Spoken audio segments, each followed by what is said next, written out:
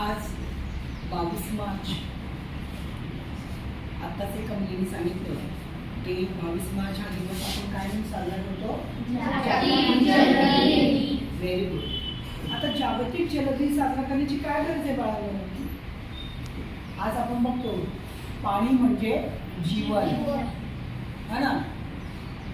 जल बिना मछली असं म्हटलं जातं आणि एका गीतामध्ये पण सांगितलं आहे, जल जीवन होता तो ये जग जाता जल. म्हणजे काय?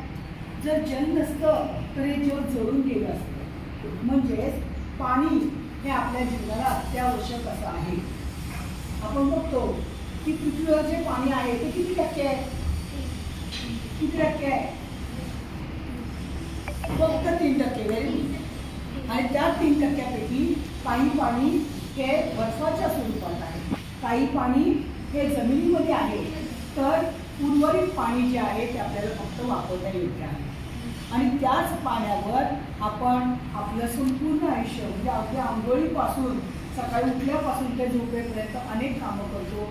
कारखान्यामध्ये लागणारं पाणी, वेगवेगळ्या कामासाठी शेतीसाठी लागणारं पाणी, अनेक कारणांसाठी या पाण्याचा उपयोग होतो आणि त्यामुळे पाण्यावरचा ताण दिवसेंदिवस वाढत चाललेला आहे.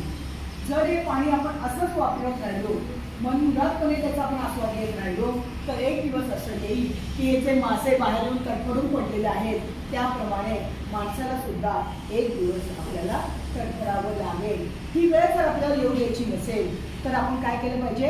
आजपासूनच पाणी वाचवलं पाहिजे आणि आपोआपच जीवन वाचलं पाहिजे. ठीक आहे. तर खऱ्या अर्थानं आपण काय करू? हा जलदिन साजरा केल्यासारखं होईल. नाहीतर नुसताच बोलाचाच भात आणि बोलाचीच कढी. आपण प्रत्येकजण नुसतं सांगतो पाणी वाचवलं पाहिजे, पण पाण्याचा आपण किती अपव्यय करतो? कपडे धुताना किंवा भांडी घासताना, दात घासताना, अशा छोट्या छोट्या गोष्टीची तुम्ही एक काम करायचं, आज लिस्ट करायचं आपल्याला कोणत्या कामासाठी पाणी लागतं आणि त्या पाण्याचा आपण कसा उपयोग करतो. ते पाणी वापरत असताना आपण व्यवस्थित वापरतो का अनावश्यक पाण्याचा वापर करतो? या सगळ्या गोष्टींचा जर खऱ्या अर्थाने विचार केला तर तुम्ही एक 25 मुलं असाल, उद्या त्या 25 मुलांचं ऐकून एक 500 मुलं ऐकतील, 500चं 5000, 5000चं 50,000. असं ही जी लाट आहे, ही जी ज्ञानाची ज्योत आहे ती आपण पुढे नेली पाहिजे. आपण आपल्या घरामध्ये आपल्या आईला, आजीला सर्वांनाच पाण्याचं महत्त्व पटवून दिलं पाहिजे. आपल्या शेजारी पाजारी जे कोणी असतील त्यांना सगळ्यांना जर पाण्याचं महत्त्व पटवून दिलं तर खऱ्या अर्थानं हा जलदिन साजरा केल्यासाठी होईल. नाही तर पेपरमध्ये विचारतात की जागतिक जलदिन कोणत्या दिवशी साजरा केला जातो? आमची मुलं पटापट उत्तर देतात 22 मार्च, पैकीच्या पैकी मार्च. पण जलदिन म्हणजे काय? हा कशासाठी साजरा केला पाहिजे?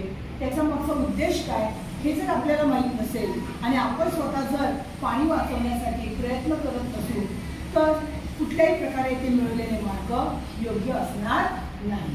मग आज आपण 22 मार्च रोजी एक संकल्प करूया, पाणी वाचवूया, जीवन जगूया. माझ्याबरोबर म्हणा, पाणी वाचवूया, जीवन जगवूया. जय हिंद, जय महाराष्ट्र.